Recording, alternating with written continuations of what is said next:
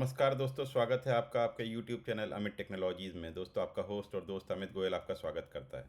दोस्तों, जैसे कि आप देख रहे हैं, आज हम बहुत बहुत इम्पोर्टेंट डोमेन के बारे में समझना चाह रहे हैं, जिसका नाम है बैंकिंग। और बैंकिंग बहुत बड़ा वर्ल्ड है। इसको समझना बहुत ज़रूरी है कि भाई एक्चुअली बैंकिंग होता क्या है। तो आज का जो हमारा एजेंडा रहेगा वो ये रहेगा कि बैंकिंग क्या है, पहली बात। तो दूसरा कि बैंक जो हम ट्रेडिशनल वे में जो बैंक वर्क करते थे, जब हम किसी बैंक में जाते थे फिज़िकल तरीके से, और वहाँ पर अपना अकाउंट ओपन करवाना, अपना मुझे किसी को पैसे ट्रांसफ़र करना है, चेक बुक इशू कराना या अपना पासबुक अपडेट कराना, वो सब जो मैं करता था, आज उसको मैं डिजिटली कैसे करता हूँ, ये आज हम देखेंगे। और डिजिटल वर्ल्ड में बैंकिंग में हम क्या वैसे ही चीज़ें कर सकते हैं जैसे हम पहले कर पाते थे, या इसमें कुछ चेंजेस हैं। तो आज का टॉपिक बहुत इम्पॉर्टेंट है दोस्तों। मैंने कैरियर में अभी तक 17-18 साल हो गए। मैंने बैंकिंग में बहुत ज़्यादा टाइम दिया है, और इसको आज तक भी पूरी तरह से समझ पाना शायद इतना आसान नहीं है, क्योंकि हज़ारों सिस्टम्स इसके साथ साथ इन्वॉल्व रहते हैं। उसके बारे में भी हम डिटेल में जाएंगे, शायद आज के वीडियो में नहीं, लेकिन हम कोशिश करेंगे कि हर एक चीज़ के बारे में समझें कि भाई कैसे डेटा कहाँ अपडेट होता है, क्या होता है, और कैसे हमको चीज़ें दिखती हैं। तो जैसे कि मैंने बोला कि हम समझते हैं कि पहले तो व्हाट इज़ बैंकिंग डोमेन, क्या कर सकते हैं आप बैंकिंग डोमेन से। तो बैंकिंग नॉर्मली अगर आप समझने की कोशिश करें, पहले तो जैसे मैं बचपन में मेरे से ही पिताजी मेरे बोल देते थे कि भाई बैंक में जाके ये करवा के आओ, तो मैं पहले ही घबरा जाता था। क्योंकि जब अगर आपको चीज़ों का नॉलेज नहीं है तो आपको घबराहट होती है। आपको चीज़ों को कि जब तक आपको एम्बिशियस होता है कि कुछ चीज़ों को समझना है, वो शायद उस कैटेगरी का मैं नहीं था, इसलिए मैं घबरा जाता था। तो आपको मैं यही बार बार एक ही चीज़ समझाता हूँ कि भाई जब भी आप कोई चीज़ पढ़ें, कोई चीज़ समझें, पहले उसको समझने की कोशिश करें, ना कि उससे घबराने की कोशिश करें। सबसे पहला मूल मंत्र मंत्र है किसी भी चीज़ को समझने सीखने का। तो आज हम देखते हैं कि बैंकिंग डोमेन क्या है। तो पहले भी दोस्तों क्या होता था कि जैसे मैंने आपको बताया कि फिज़िकली जब हम मान लीजिए मेरे को किसी ने बोल दिया कि जाओ अपना अकाउंट ओपन करवा के आओ उस बैंक में, एसबीआई बैंक में अकाउंट ओपन करके आओ। तो मैं क्या करूँगा, मैं जाऊँगा, मैं एसबीआई अकाउंट बैंक में अकाउंट ओपन करूँगा। तो सब हमारे बैंकिंग डोमेन में क्या होता है कि अकाउंट ओपन करवा सकते हो आप। जब अकाउंट ओपन हो जाए तो आपको उसको उस अकाउंट में एक सेविंग्स अकाउंट खुलवा सकते हो। क्योंकि आपको पता ही होगा कि कितने टाइप के अकाउंट्स होते हैं, savings account, current account, multiplier account, multiple account, जिसमें आप फॉरेक्स अकाउंट। तो ऐसी बहुत सारी चीज़ें होती हैं, लेकिन हमारे जो बेसिक नीड होता है वो एक सेविंग्स अकाउंट मेरे पास हो, जिससे मैं किसी को पैसे ट्रांसफ़र कर सकूं, कोई मुझे पैसे ट्रांसफ़र कर सके, मैं अपना अकाउंट बैलेंस देख पाऊँ। तो अकाउंट बैलेंस, लेकिन अभी क्या होता है कि डिजिटली तो हमारे हाथ में मोबाइल है, हम सब कुछ देख सकते हैं। पहले मेरे को अकाउंट बैलेंस देखना रहता था, तो मैं जाके अपनी पासबुक अपडेट करवाता था। लेकिन ये जो अकाउंट ओपन करवा रहे हो आप, तो इसको सिर्फ अकाउंट ओपनिंग, हम बैंकिंग में अकाउंट ओपन सिर्फ ऐसे ही नहीं हो जाता। हमको बहुत सारे फिजिकल डॉक्यूमेंट्स लगते थे पहले। जैसे मेरे पास आधार कार्ड है मेरे पास, या तो कोई भी आईडी प्रूफ है, जिसके थ्रू पैन नंबर है, पैन कार्ड है, क्योंकि ये सारी चीज़ें लिंक होती हैं। मुझे इनकम टैक्स वाले में मतलब चीज़ों में अपडेट करना, तो पैन कार्ड लगता ही है। तो ये सारी चीज़ों को जब आप उनको एज आईडी प्रूफ दिया करते थे, क्योंकि primary ID proof, secondary ID proof, किसी के नाम के साथ साथ एक आईडी एसोसिएटेड होता है। और पहले हमारे पास एक आईडी, ऐसा कुछ स्पेसिफिक आईडी नहीं था। हमारे पास पैन कार्ड था, लाइसेंस था, आधार कार्ड था। तो हम जो भी हमको हमारे बैंक्स को लगता था, एसबीआई, आईसीआईसीआई, एचडीएफसी, धीरे धीरे अगर आप देखेंगे तो इवोल्यूशन हुआ है सब बैंक्स का। पहले आपका बिल्कुल सरकारी बैंक जैसे काम हुआ करता था। आप जाते थे, आपको हर चीज़ अपने आगे होके काम करना पड़ता था। लेकिन धीरे धीरे जब बैंक्स बड़े, जब उनको उनमें उसके अंदर कंपटीशन आया, तो उन्होंने कस्टमर को रीच करना चालू किया, और कस्टमर को घर बैठे एक सुविधा देने चालू की कि आपका घर बैठे अकाउंट खुल जाएगा। वो कोई, क्योंकि कोई कस्टमर रिप्रेजेंटेटिव आता था और अकाउंट खोल के आपको जाता था, जिसको आप ऑपरेट कर पाते थे। ऑपरेट करने के लिए डेफिनेटली आपको वापस बैंक में फिजिकली प्रेजेंट होना पड़ता था। पासबुक अपडेट करने के लिए आपको किसी को अकाउंट पैसा ट्रांसफ़र करना है, कोई आपको डिमांड ड्राफ्ट बनाना है, कोई आपको चेक बुक इशू करवाना है, तो ये सारी चीज़ों के लिए आपको फिज़िकली जाना पड़ता था। एक फ़िज़िकल अपीयरेंस होना चाहिए था, जिससे आप जो भी ब्रांच मैनेजर है, आपके अकाउंटेंट्स हैं, उनसे आप मिलते भी थे, आप उनको जानते भी थे। तो कुछ पर्सनल लेवल पे भी आप काम करवा लेते थे। लेकिन काम क्या होता था, काम यही होता था, एक तो अकाउंट ओपन करवाना, दूसरा आपका पासबुक अपडेट करवाना, तीसरा आप किसी को पैसा ट्रांसफ़र करना, चौथा किसी अपने अकाउंट ना, आपने अगर मान लीजिए कि आपने कुछ एफडी करना है तो आपने दो अकाउंट खोल रखे हैं, एक सेविंग्स अकाउंट, एफडी अकाउंट। तो अपने सेविंग्स अकाउंट से आपको उठा के एफडी में पैसा डालना है, तो उसके लिए एक ट्रांसफ़र करने के लिए transfer money to our own account. अगर आपको किसी दूसरे बंदे को ट्रांसफ़र करना है, हो सकता है सेम अकाउंट, आपका जो उस बंदे का अकाउंट सेम एसबीआई में ही हो या फिर दूसरे बैंक में, आईसीआईसीआई, एचडीएफसी में।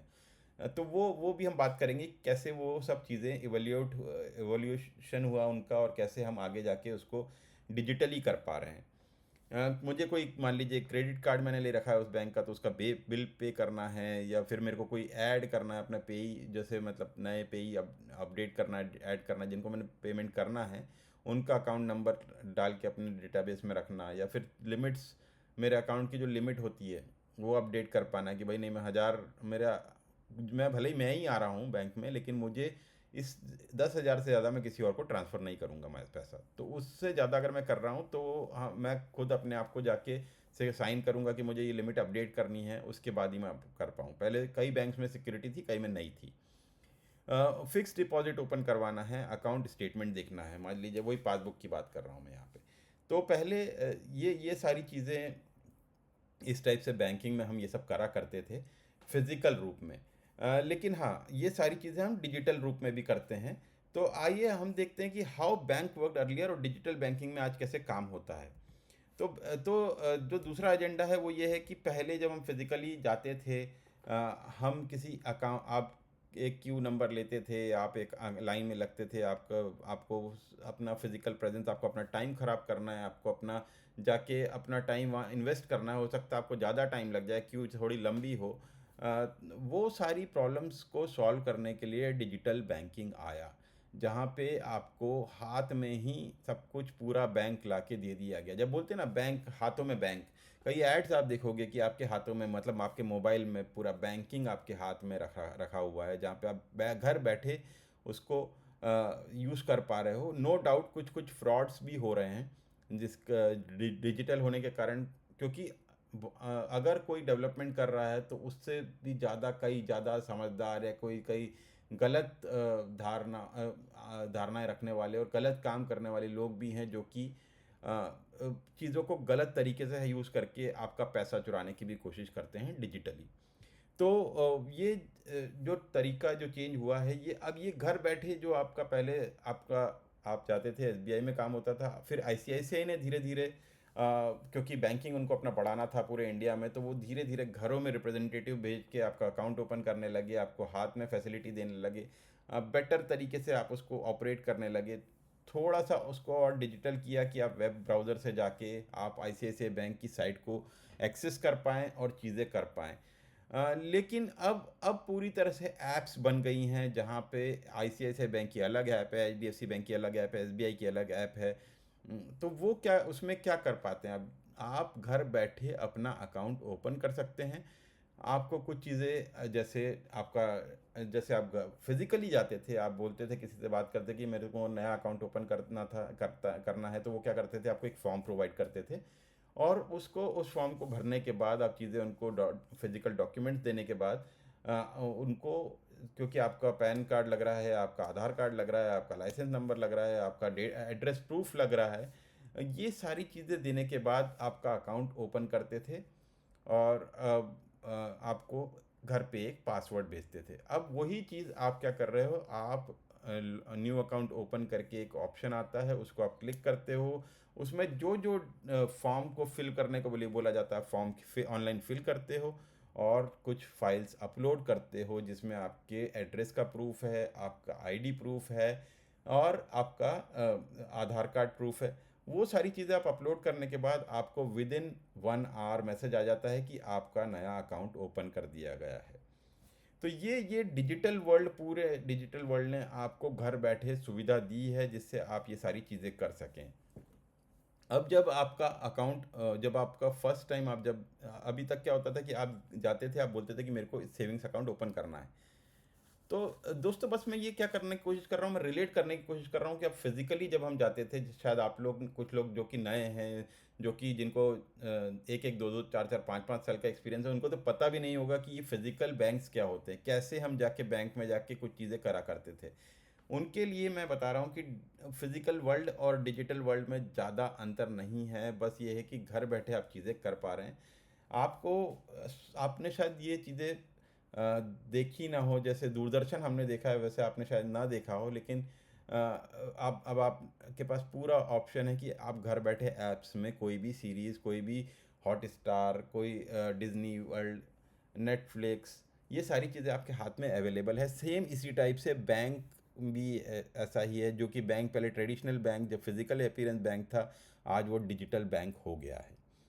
तो डिजिटली दोस्तों आप जब अकाउंट ओपन करते हैं, तो आपको अकाउंट ओपन करने के साथ साथ एक डमी सेविंग्स अकाउंट प्रोवाइड किया जाता है, परमानेंट सेविंग्स अकाउंट प्रोवाइड किया जाता है, जो कि आप के लिए स्पेशल बनाया गया है कि भाई आपका अकाउंट ओपन हो गया है, अब आप इस अकाउंट से पैसा ट्रांसफ़र, इसमें इसका बैलेंस देख सकते हो, इसमें ट्रांसफ़र कर सकते हो, इसके थ्रू मनी दूसरे अकाउंट में ट्रांसफ़र कर सकते हो, इसके इस अकाउंट के थ्रू आप क्रेडिट कार्ड के बिल पे कर सकते हो, किसी को पेटीएम कर सकते हो, क्यूआर कोड से स्कैन करके पे कर सकते हो।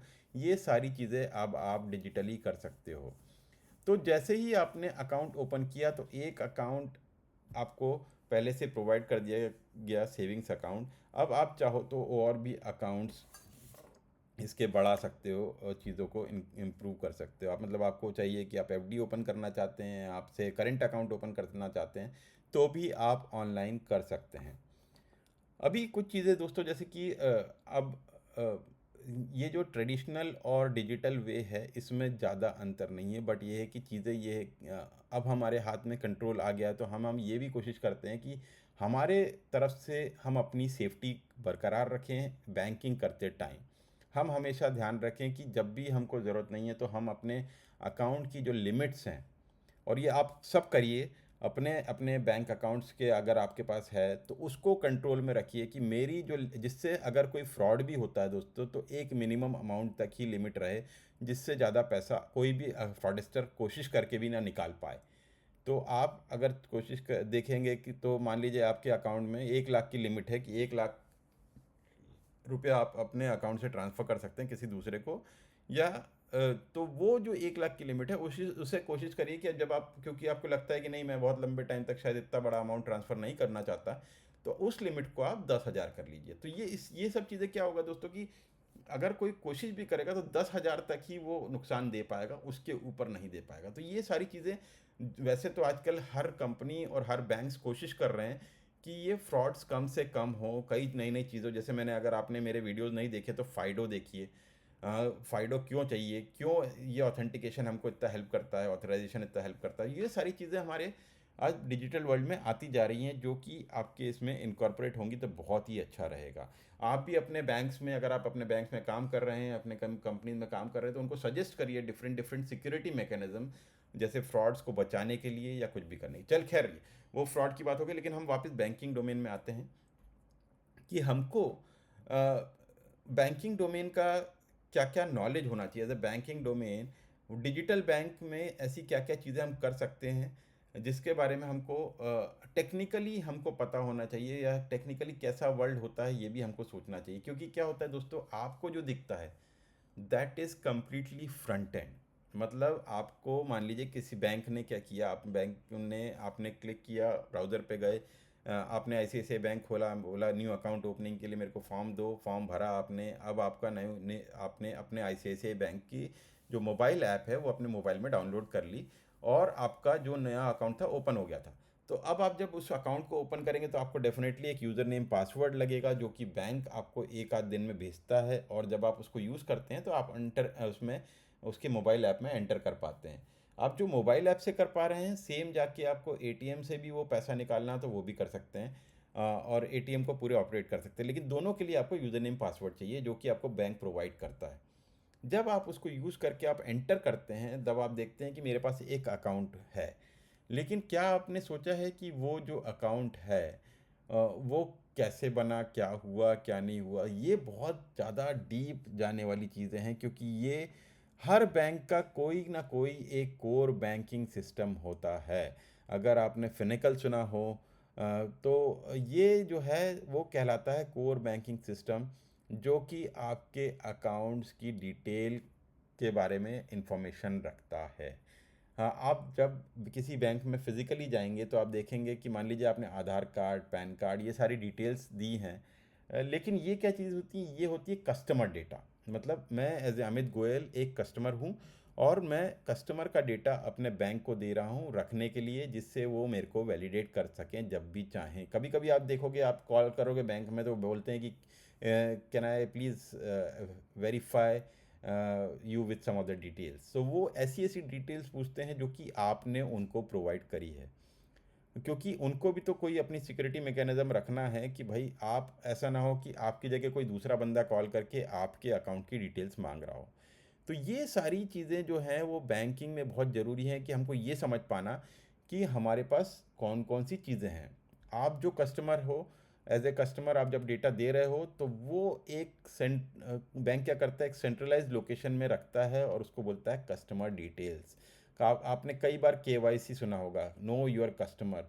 तो नो योर कस्टमर की डिटेल्स इसलिए भरी जाती है जिससे केवाईसी जो सिस्टम है उसमें वो जाके डिटेल्स जाके सेव हो जाए। मतलब इसका मतलब ये हुआ कि कस्टमर सेंट्रिक डेटा, जैसे मान लीजिए उनके पास 5 लाख कस्टमर है, 5 लाख कस्टमर का डेटा केवाईसी में पड़ा रहेगा। वहाँ से जब भी आप मान लीजिए कि फ्रॉम अकाउंट से टू अकाउंट में पैसा ट्रांसफ़र करते हैं, तो अगर उनको फ्रॉम अकाउंट वैलिडेट करना है कि भाई ये फ्रॉम अकाउंट इतना ज़्यादा लगा, अभी तक तो 1,000 2,000 किसी को ट्रांसफ़र कर रहा था, एकदम से 5 लाख कर रहा था, वो वैलिडेट करके चेक करता है कि हाँ भाई आप ही हो कि नहीं, कहीं कोई फ्रॉडस्टर तो नहीं कर रहा है। तो केवाईसी क्या हो गया, कस्टमर सेंट्रिक डेटा रखता है वो। दूसरा, अकाउंट की इंफॉर्मेशन कहाँ से आ रही है, कोर बैंकिंग से। तो जो दिख रहा है आपको वो पूरा अकाउंट के बारे में डिटेल्स है। अकाउंट्स के कौन रखता है, एक थर्ड पार्टी सिस्टम जिसको बोलते हैं कोर बैंकिंग सिस्टम, वो अकाउंट की डिटेल्स रखता है। तो हमने अगर इसको मैं आपको थोड़ा सा लिख के दिखाना चाहूँ जिससे आपको और क्लियर हो जाए, तो मैं ये बोल सकता हूँ कि कस्टमर डेटा कौन रखता है, केवाईसी। मान लीजिए एक एप्लीकेशन है केवाईसी सिस्टम, ये आपके कस्टमर की मतलब आपकी इन्फॉर्मेशन रखती है जब भी आप किसी बैंक में जाते हैं। इसी टाइप से अकाउंट जो बनाया गया है, मान लीजिए सेविंग्स अकाउंट जो बनाया है, तो अकाउंट इन्फॉर्मेशन कहाँ से आती है, अकाउंट इन्फॉर्मेशन रखता है एक कोर बैंकिंग सिस्टम। ऐसे ही आप जो लिमिट मेंटेन करने की बात कर रहे थे कि डेली लिमिट इतनी होनी चाहिए, ट्रांजैक्शन लिमिट इतनी होनी चाहिए, जिसको आप कम करना चाह रहे थे, तो लिमिट मैनेजमेंट कौन करता है, एक लिमिट मैनेजमेंट एक सिस्टम होगा, लिमिट मैनेजमेंट सिस्टम, वो इस चीज़ की डेटा रखेगा। और जो फ्रॉम अकाउंट टू अकाउंट, या आपको कोई मान लीजिए आप पेटीएम कर रहे हैं, अब आपको मोबाइल का वेरिफिकेशन करना है, तो मोबाइल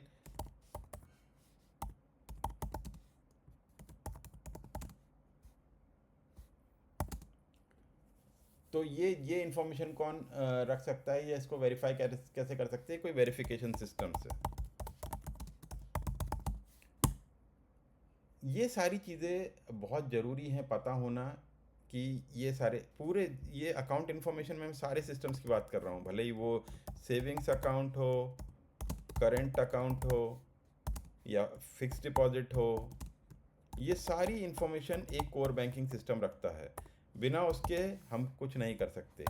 तो ये बताइए दोस्तों, ये आप इसको क्या एक माइक्रो सर्विस मान सकते हैं? तो ये एक सर्विस हो गई जो कि आपको चीज़ें ला के देगी, ये एक सर्विस अलग सर्विस हो गई।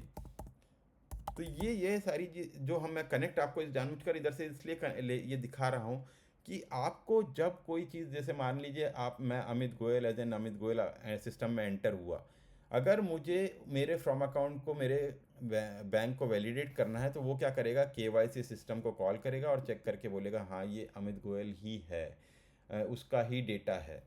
दूसरा, अगर मुझे कोई अकाउंट को में से किसी अकाउंट में पैसा ट्रांसफ़र करना है, जो भी करना है, वो सारी इन्फॉर्मेशन कोर बैंकिंग सिस्टम से मैं उठाऊंगा और स्टोर भी वहीं करूंगा डेटा। ये वो पॉसिबल हो सकता है कि मैं उससे कनेक्ट करने के लिए डायरेक्ट ना कर पाऊँ, तो मैं किसी सिस्टम के थ्रू करूँ, वो एक अलग चीज़ हो गई। लेकिन हर चीज़ मेरे कोर बैंकिंग सिस्टम में होती है। आप इसको हर समय हमेशा ध्यान रखें। Finical is one of the example. मैं यहाँ वो भी लिख देता हूँ, फिनिकल एक एग्जाम्पल है। मेरे ये वीडियोस को बार बार देखिए, सुनिए, जिससे आपको ये क्लैरिटी मिले कि भाई हर डोमेन के बारे में कि ये क्या होता है। अब जैसे आपने अगर ध्यान दिया हो तो एक चीज़ मैंने बात की, account, open account in bank, ये एक अलग डोमेन है, इसलिए मैं ज़्यादा डिटेल में बात नहीं किया। लेकिन एज ए बैंकिंग हम क्या क्या कर रहे हैं वो ये है। लेकिन अकाउंट ओपनिंग क्या हो गया, एक ऑनबोर्डिंग प्रोसेस हो गया, ये एक पूरा ऑनबोर्डिंग डोमेन है जिसमें आप ये, और ये ऑनबोर्डिंग डोमेन जो है वो अक्रॉस द डोमेन्स कॉमन हो सकता है। जैसे आप रिटेल में भी ऑनबोर्ड कस्टमर जो प्रोस्पेक्ट था उसको ऑनबोर्ड कर सकते हैं, आप अकाउंट न्यू बैंक में एक अकाउंट ओपन कर सकते हैं। ऐसे ही बहुत सारी जगह आप देखोगे कि मेरे को रजिस्ट्रेशन करना पड़ता है किसी भी ऐप में। जब मैं जाता हूँ तो मैं सबसे पहले रजिस्टर करता हूँ अपने आप को, उसको बोलते हैं ऑनबोर्डिंग। मतलब अमित गोयल ने फ्लिपकार्ट में रजिस्टर किया, अमित गोयल ने पिज़्ज़ा की कोई शॉप है मान लीजिए पिज़्ज़ा हट, उसमें जाके रजिस्टर किया, तो मैं क्या कर रहा हूँ, अपने आप को ऑनबोर्ड कर रहा हूँ। बाद में मैं सिर्फ लॉगिन करके उसको यूज़ करता हूँ। तो ऑनबोर्डिंग अलग चीज़ हो गई, और बैंकिंग डोमेन जो नीचे पूरा काम हो रहा है वो बैंकिंग डोमेन के अंदर होता है, वो अलग चीज़ हो गई। तो इसको आप हर डोमेन को अलग अलग तरीके से अगर आप देखना और समझना चालू कर दोगे तो आपका जो अभी तक का जो हम बोलते थे एक टर्म यूज होता था जिसमें हम सर्विस ड्रिवन डेवलपमेंट बोलते थे, वो डोमेन ड्रिवन डेवलपमेंट हो गया है दोस्तों। मतलब अगर मुझे ऑनबोर्डिंग को मैंने अलग कर दिया तो मैं ऑनबोर्डिंग जब भी मैं अकाउंट ओपन करने की कोशिश करूँगा तो मैं ऑनबोर्डिंग डोमेन के थ्रू करूँगा, लेकिन मैं बैंकिंग जब भी करना चाहूँगा तो मैं बैंकिंग डोमेन के थ्रू करूँगा। इसके अंडर भी बहुत सारी चीज़ें आ जाती है दोस्तों कि भाई बैंकिंग में भी पेमेंट्स हो गया, रेमिटेंसेस हो गया, आपको पे नाउ करना है, पेटीएम करना है किसी को, वो हो गया जिसमें आप मोबाइल टू मोबाइल ट्रांसफ़र कर रहे हो, किसी मर्चेंट को पेमेंट करना है, बिल्स पेमेंट करना है। इसके अंदर बहुत सारी चीज़ें होती है। तो मेन तो अगर मैं देखा जाए तो एक और स्लाइड इसमें बनाता हूँ और बोलता हूँ कि कितने टाइप के बैंकिंग होता है, बैंकिंग डोमेन के अंदर कितने कितने टाइप्स होते हैं, बैंकिंग डोमेन टाइप्स। मैं आपके साथ हमेशा जुड़े रहना चाहता हूँ, इसलिए डायरेक्टली आप लोग के साथ लिख लिख के यहाँ पर कर रहा हूँ, जिससे आप लोग को ये ना लगे कि सिर्फ मैं ये एक स्लाइड लाता हूँ और उठा के बना के दिखा देता हूँ। मेरे को प्रैक्टिकली आपको समझाना चाहता हूँ कि भाई बैंकिंग डोमेन में भी आपका एक अलग डोमेन हो गया, मान लीजिए कि ऑनबोर्डिंग डोमेन, जैसे आपको न्यू अकाउंट ओपन करना है और आदमी को रजिस्टर करना है वहाँ पे, मतलब अमित गोयल इसके थ्रू अपने आप को रजिस्टर किया बैंक में। दूसरा, अभी मैं जब रजिस्ट्रेशन कर लेता हूँ तो मेरे को लॉगिन मिल जाता है, तो एक दूसरा डोमेन एक और कहलाता है जो कि होता है सिक्योरिटी डोमेन। इसका क्या मतलब होता है दोस्तों, ये बहुत बड़ी चीज़ है कि मैं जब भी लॉगिन करूँ, ये कब होता है, लॉगिन के, जब भी मैं लॉगिन करूँ तो मेरा लॉगिन हमेशा सिक्योर्ड हो, वो हमेशा मुझसे लॉग पासवर्ड मांगे, एसएमएस ओटीपी मांगे, ईमेल ओटीपी मांगे, या फिर फिज़िकल टोकन मांगे।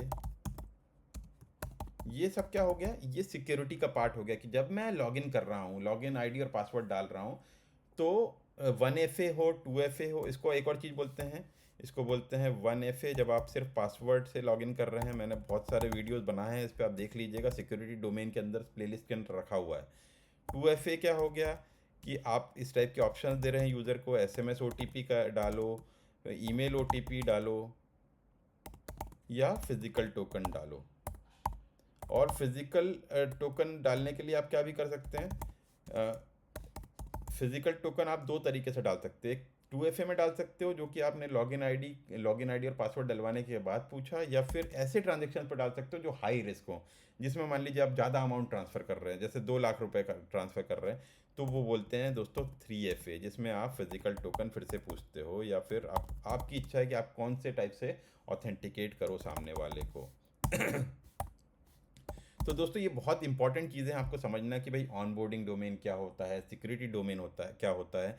अब जब आप लॉगिन कर दिए, आप अंदर आ गए, अभी जो चीज़ें आती हैं वो दिखती हैं कस्टमर को, सामने दिखती हैं, लेकिन आपको मान लीजिए कुछ ट्रांसफ़र करना है अमाउंट, तो ट्रांसफ़र करने के लिए या तो आप किसी को पर्सन टू पर्सन पेमेंट कर सकते हैं, पर्सन टू मर्चेंट पेमेंट कर सकते हैं, विद इन इंडिया कर सकते हैं, same country, with in same country कर सकते हैं, उसको बोलते हैं हम लोग पेमेंट्स डोमेन, जहाँ पे आप किसी को पेमेंट कर रहे हो। इसमें आप पर्सन टू पर्सन ट्रांसफ़र कर सकते हो, पर्सन टू मर्चेंट कर सकते हो। ये इसमें बिल्स भी आ जाते हैं, क्रेडिट कार्ड भी आ जाते हैं विद इन कंट्री। अब आप दोस्तों एक और चीज़ देखिए, रेमिटेंस। ये क्या होता है? आप अगर बाहर रहते हैं, आपको पैसा इधर उधर भेजना है, पर्सन टू पर्सन करना है, पर्सन टू मर्चेंट करना है, person to with other country करना है। जब भी अदर कंट्री पिक्चर में आती है, मैं मान लीजिए मैं सिंगापुर में बैठा हूँ, मैं इंडिया ट्रांसफ़र करता हूँ, तो उसको बोलते हैं रेमिटेंसेस, ओवरसीज ट्रांसफ़र या रेमिटेंस। ये भी अलग डोमेन होता है, रेमिटेंस डोमेन। आप इसको डिवाइड कर सकते हैं, चाहो तो दोनों को एक भी रख सकते हैं। लेकिन ये आपको पता होना ज़रूरी है कि बैंकिंग में ये सब भी होता है। फिर होता है कि आपको एफडीज़ ओपन करना है, मान लीजिए फिक्स्ड डिपॉजिट ओपन करना है, तो ये एक अलग सिस्टम, और या फिर उसी सिस्टम में आप रख सकते हैं ये। लेकिन ये पार्ट तो अकाउंट्स का ही है, लेकिन ये एक डिफरेंट टाइप का अकाउंट है जिसको आप डेली रेगुलर वेज में यूज़ नहीं करते। आपने एक अमाउंट प्लेस करने के लिए उसको यूज़ करते हैं। मान लीजिए कि आपके अकाउंट में पड़ा है 10 लाख रुपए, आप सोचते हो कि 8 लाख की मेरे को ज़रूरत नहीं है, 2 लाख से मेरा काम चल जाएगा, तो मैं 8 लाख को एफडी में डाल दूंगा जिससे मुझे थोड़ा एक्स्ट्रा इंटरेस्ट मिले एफडी पे, क्योंकि बैंक्स को फ़ायदा होता है, बैंक्स वो अमाउंट यूज़ करता है और कहीं और लगाता है। या वो इनका इंटरनल मामला है, उस पर नहीं जाते, बट वो सारी चीज़ें आपको अपने इंटरेस्ट, मतलब आपका जो पैसा है पड़ा है ऐसे ही, आपका 8 लाख ना रहे, वो कुछ बढ़े, इसलिए आप एफडीज करते हैं। तो ये भी पार्ट ऑफ बैंकिंग डोमेन है दोस्तों।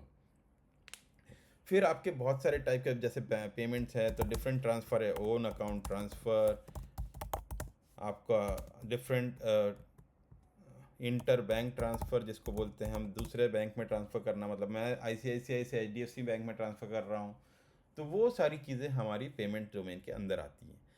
तो ये चीज़ों को आप बहुत ध्यान रखें और इसके बारे में समझने की कोशिश करें। अगर आपको लगता है कुछ सवाल है कि हम कैसे इसको इम्प्लीमेंट कर सकते हैं, क्या कर सकते हैं, वो हम सोच रहा हूँ कि जीरा के थ्रू मैं आपको एक पूरा वीडियो आगे अपन इसको लेके जाएं बैंकिंग डोमेन को, और धीरे और यूज़र स्टोरीज क्रिएट करें, इसका स्प्रिंट बनाएं, और हम ये देखें कि भाई अगर मुझे एज ए डेवलपमेंट टास्क मिलता है तो मैं कैसे उसके सब टास्क बनाऊंगा, कैसे डिफेक्ट इसके लॉग करूंगा। क्योंकि मुझे कुछ सवाल आ भी रहे हैं कि आप इसको जीरा में दिखाइए कि जीरा प्रैक्टिकली कैसे, क्योंकि जीरा हमने ये देख लिया है कि एक स्क्रम मास्टर के तौर पे हमने जीरा देखा है, बट हमने ये नहीं देखा है कि कोई developer, tester, S I T U A T production पे जाने के लिए कैसे हम उसको जीरा को यूज़ करते हैं। तो आइए उसको भी हम उसको थोड़ा सा एक्सप्लोर करेंगे नेक्स्ट वीडियो में, जिससे आपको वो चीज़ें समझ में आए। बट आज के टाइम पे आप इसको समझने की कोशिश करिए कि भाई बैंकिंग डोमेन क्या है, बहुत इंपॉर्टेंट डोमेन है, और कोशिश करिए जब भी आपको अपॉर्चुनिटी मिले तो इस डोमेन में आपको काम करने को मिले। मैं होपफुली आपको अपनी बात पहुंचा पाया होऊंगा कि भाई क्या मैं आपको समझाना चाहता हूं और कैसे आप इसको अप्रोच करें। बट ये है कि बहुत इजी है, थोड़ा सा इसको डिवाइड एंड रूल करके कैसे आप इसको छोटे छोटे पार्ट में, चंक्स में डिवाइड कर सकते हैं, और इसके बारे में हम बहुत बड़ा डिस्कशन भी कर सकते हैं technically with in the group. जो जो इंटरेस्टेड हो प्लीज़ कमेंट बॉक्स में कमेंट करें, जिससे मैं लाइव आ पाऊँ या फिर आप लोग को एक व्हाट्सएप ग्रुप में ज्वाइन करवा पाऊँ, फिर वहाँ पर हम इसको डिस्कस करें एक वाइडर ऑडियंस के तौर पे, जिससे आप अपने हर सवाल मुझसे पूछ सकें। तो आप मुझसे कनेक्ट रहने के लिए आप मुझे व्हाट्सएप पे कर सकते हैं, मुझे इंस्टाग्राम पे मुझे फॉलो कर सकते हैं, लिंक्डइन पे भी मुझे रीच आउट कर सकते हैं। ये सारा मैंने यहाँ पर डिटेल दिया हुआ है आपके लिए। तो बिल्कुल ना शर्माएं, घबराएं, कभी भी कुछ लगे हेल्प लो तो प्लीज़, अमित गोयल आप लोग के लिए हमेशा तैयार बैठे हैं। कभी इंटरव्यूज़ प्रिपरेशन के लिए या आपको कभी कोई सी भी मदद चाहिए तो प्लीज़ रीच आउट करें। और अपने भाइयों जो कि ये समझना चाह रहे हैं, जिनको नहीं आइडिया है ज़्यादा, उनको भी सीखने के लिए प्लीज़ ये उनको मेरे वीडियोस की लिंक फॉरवर्ड करें, अपने इंस्टाग्राम, व्हाट्सएप पे शेयर करें, जिससे हम और लोगों के पास पहुंच सकें, जिससे उनको भी मदद मिल सके। तो दोस्तों आज के लिए इतना ही। कीप लर्निंग, कीप ग्रोइंग दोस्तों। थैंक यू दोस्तों, नमस्कार।